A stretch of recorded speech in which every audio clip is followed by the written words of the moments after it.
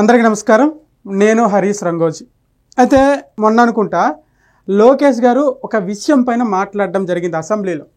అసలు ఆ విషయం ఏంటి అనేది ఫస్ట్ చూసి తర్వాత టాపిక్లోకి వెళ్దాము.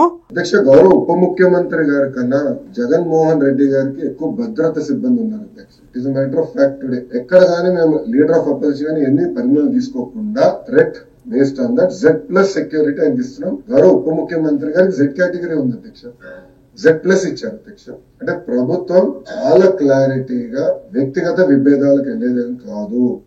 ఇంకొకసారి వినండి అధ్యక్ష, గౌరవ ఉప ముఖ్యమంత్రి గారి కన్నా జగన్మోహన్ రెడ్డి గారికి ఎక్కువ భద్రత సిబ్బంది ఉన్నారు అధ్యక్ష. It is matter of fact. Today ఎక్కడ కానీ మేము లీడర్ ఆఫ్ అపోజిషన్ కానీ ఎన్ని పరిణామాలు తీసుకోకుండా threat based on that Z+ security అని ఇస్తున్నాం. గౌరవ ఉప ముఖ్యమంత్రి గారికి Z కేటగిరీ ఉంది అధ్యక్ష, Z+ ఇచ్చారు అధ్యక్ష. అంటే ప్రభుత్వం చాలా క్లారిటీగా వ్యక్తిగత విభేదాలకు వెళ్ళేదేం కాదు. గౌరవ ఉప ముఖ్యమంత్రి గారికి Z కేటగిరీ ఉంది అంటే పవన్ కళ్యాణ్ గారికి Z కేటగిరీ సెక్యూరిటీ ఉంది.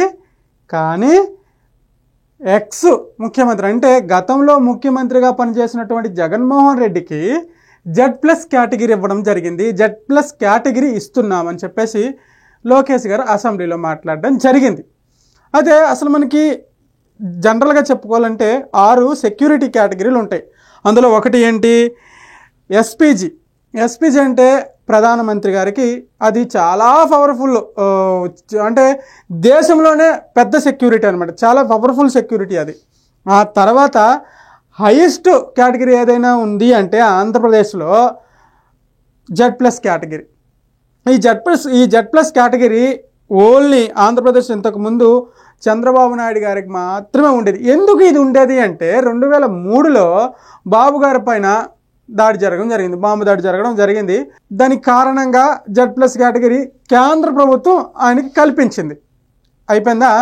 ఇక జగన్మోహన్ రెడ్డి గారికి గతంలో ఆయన అధికారంలో ఉండేటప్పుడు నాకు కూడా Z+ కేటగిరీ కావాలని చెప్పేసి కేంద్రానికి ఆయన విన్నవించుకోవడం జరిగింది, కేంద్రానికి ఆయన అడగడం జరిగింది. అప్పట్లో జగన్మోహన్ రెడ్డి కేంద్రంతో సన్నిహితంగా ఉండేవాడు కాబట్టి ఏముంది Z కేటగిరీ సెక్యూరిటీ కదా అడుగుతున్నాడు, ఇంకేం అడగట్లేదు కదా అని చెప్పేసి వాళ్ళు సెక్యూరిటీ ఇవ్వడం జరిగింది.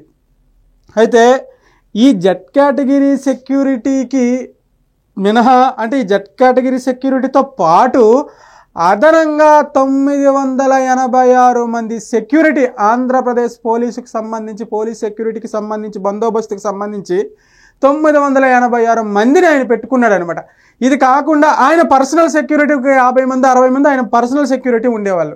ఈ అన్నిటికీ గాను ఈ మొత్తం ఈ సెక్యూరిటీ అన్నిటికీ గాను అక్షరాల 6 కోట్ల రూపాయలు ప్రజాధనాన్ని వెచ్చించేవారు. అంటే ప్రభుత్వ ధనాన్ని 6 కోట్ల రూపాయలు ఖర్చు చేసేవారు.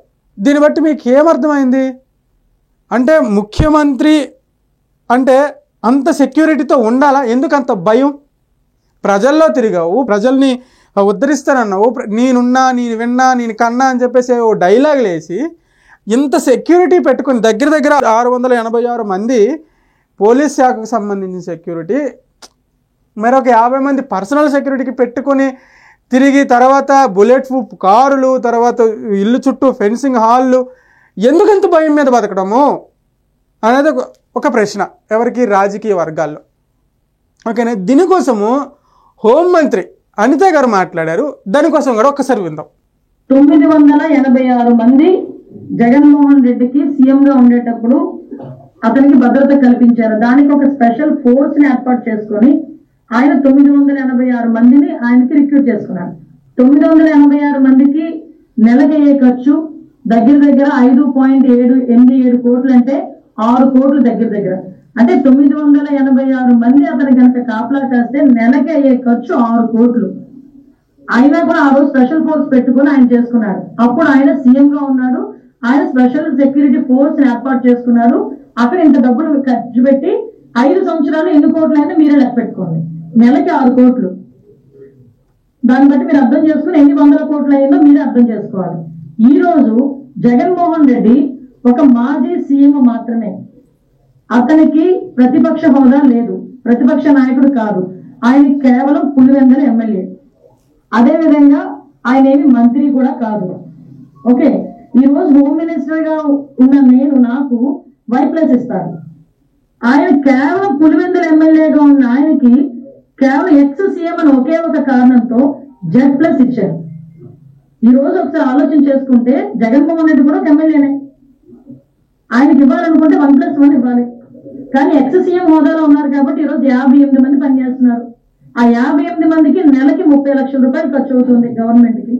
విన్నారు కదా, దీన్ని బట్టి ఏమర్థమైంది? హోంమంత్రి అనిత గారికి కంటే ఎక్కువ సెక్యూరిటీ ఒక ఎమ్మెల్యేకి కల్పిస్తుంది మన ప్రభుత్వం. అంటే ఆయన ఏం మొత్తుకుంటుంటే జగన్మోహన్ రెడ్డి జనరల్గా ఆయన ప్రాబ్లం ఏంటంటే, నాకు తగిన ప్రయారిటీ ఇవ్వట్లేదు, నాకు ప్రతిపక్ష హోదా ఇవ్వట్లేదు, నాకు ప్రతిపక్ష హోదా ఇస్తేనే అసెంబ్లీకి వస్తాను, ప్రతిపక్ష హోదా ఇస్తేనే అసెంబ్లీకి వచ్చి ప్రజల తరపున పోరాడుతాను. మరి ఎందుకు 11 సీట్లు తీసుకున్నావు? 11 సీట్లు కూడా ఇచ్చేసే ఎవరికొకరికి, ఇంకా అవసరం లేదు. ఎలాగా ప్రతిపక్ష హోదా ఇవ్వరు, ఎందుకంటే దానికి రూల్స్ ఒప్పుకోవు. మరి ఇవ్వనప్పుడు, నువ్వు రానప్పుడు ఇంకెందుకు నువ్వు ప్రతిపక్ష? ఆ 11 సీట్లు కూడా ఇంకా అవదరా బాబు వెళ్ళిపోయారు అని చెప్తే ఏదో పార్టీలోకి వెళ్ళిపోతారు కదా. నీకు ఇప్పుడు కూటమి ప్రభుత్వము నెలకి 30 లక్షల రూపాయలు ఖర్చు పెట్టి Z+ కేటగిరీ కల్పిస్తే, అంటే కేంద్ర ప్రభుత్వం కల్పించినప్పటికి కూడా స్టేట్ గవర్నమెంటే ఖర్చు పెట్టుకోవాలి. సో నీకు కల్పించి నీకు అంత అతిథి మర్యాదలు చేస్తుంటే నాకు ఇంకా ప్రయారిటీ ఇవ్వట్లేదు, నాకు ఇంకా ప్రయారిటీ ఇవ్వట్లేదు అంటే ఇంకేం ఇవ్వాలి? అంటే డైరెక్ట్గా తీసుకెళ్ళి సీఎం కుర్చీలో కూర్చోబెట్టమంటావు మరి అని రాజకీయ వర్గాల చర్చ.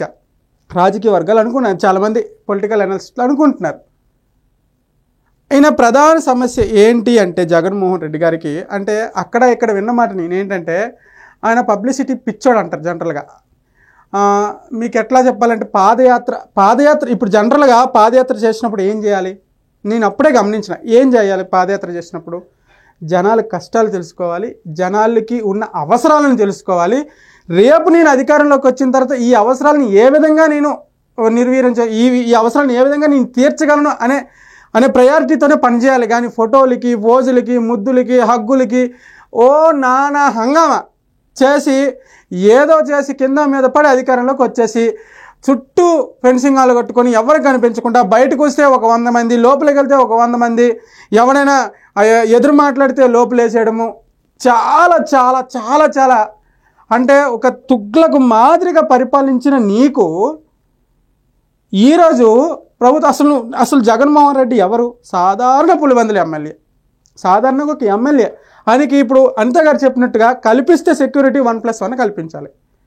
కానీ XCM అనే పేరుతో XCMగా చేసినావు కాబట్టి ఆంధ్రప్రదేశ్ దౌర్భాగ్యం వల్ల Z+ కేటగిరీ నిర్వహిస్తున్నారు. జనరల్గా చెప్పుకోవాలంటే స్టేట్ గవర్నమెంట్ కేంద్ర ప్రభుత్వానికి చెప్పుకోవచ్చు, అవసరం లేదండి మేము 30 లక్షల రూపాయలు మేము ఖర్చు పెట్టాము, మేమెందుకు ఖర్చు పెడతాము, ఆ 30 లక్షల రూపాయలు ఖర్చు ఉంటే మేము వేరే దానికి వాడుకుంటాం కదా, అవసరం లేదని చెప్పి కేంద్రానికి విన్నవించుకుంటే కేంద్రం డిసైడ్ అవుతుంది. కానీ అట్లాంటిది ఏం లేకుండా ఆ Z+ కేటగిరీ ఇంకా కొనసాగిస్తుంది ఇప్పుడున్నటువంటి కూటమి ప్రభుత్వం.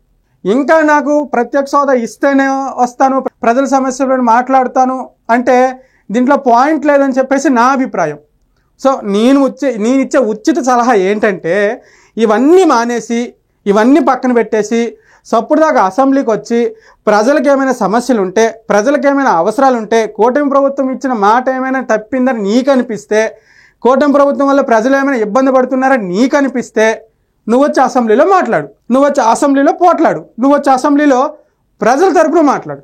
అప్పుడు వచ్చే ఎన్నికల్లో ఈ 11 సీట్లు కాస్త 2-3 పెరిగే అవకాశం ఉంటుంది. లేదు అంటే ఈ 11 సీట్లో ఆ ఒకటి పోయి ఆ ఒకటే ఉంటుంది, ఆ ఒకటి కూడా నువ్వే అవుతావు ఆ పులివెందల్లో.